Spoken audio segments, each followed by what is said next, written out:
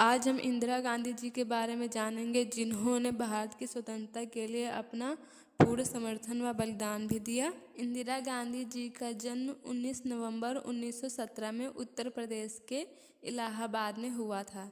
इंदिरा जी का पूरा नाम इंदिरा प्रियदर्शनी था। उनके पिता का नाम जवाहरलाल नेहरू था और दादा का नाम मोतीलाल था। इंदिरा जी की माता का नाम कमला नेहरू था।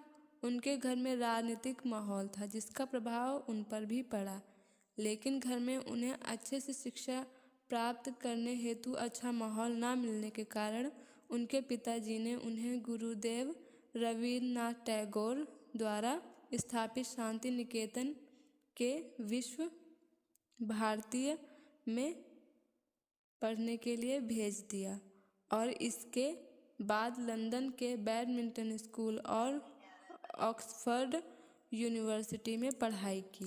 ऑक्सफोर्ड यूनिवर्सिटी में पढ़ाई के दौरान उनकी मुलाकात फिरोज गांधी से होती है।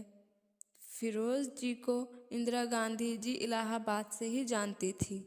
पढ़ाई पूर्ण होने के बाद इंदिरा गांधी भारत वापस लौटी और स्वतंत्रता संग्राम में शामिल हो गईं।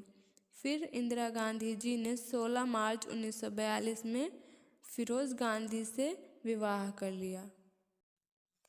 1956 में इंदिरा गांधी जी कांग्रेस पार्टी में शामिल हो गई और फिर 1959 में इंदिरा भारतीय कांग्रेस की अध्यक्ष भी बनी।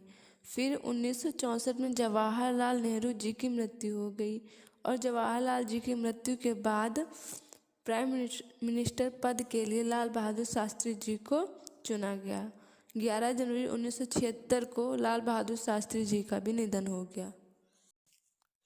फिर लाल बहादुर शास्त्री जी के बाद इंदिरा गांधी जी को भारत की पहली प्रधानमंत्री के पद में चुना गया, जो बहुत ही आश्चर्यजनक व गर्व की बात थी कि एक महिला देश को चलाएगी और देश को आगे बढ़ाएगी। फिर इंदिरा गांधी जी ने कृषि क्षेत्र में बहुत अच्छे काम किए, फसलों के लिए कई योजनाएं चलाईं।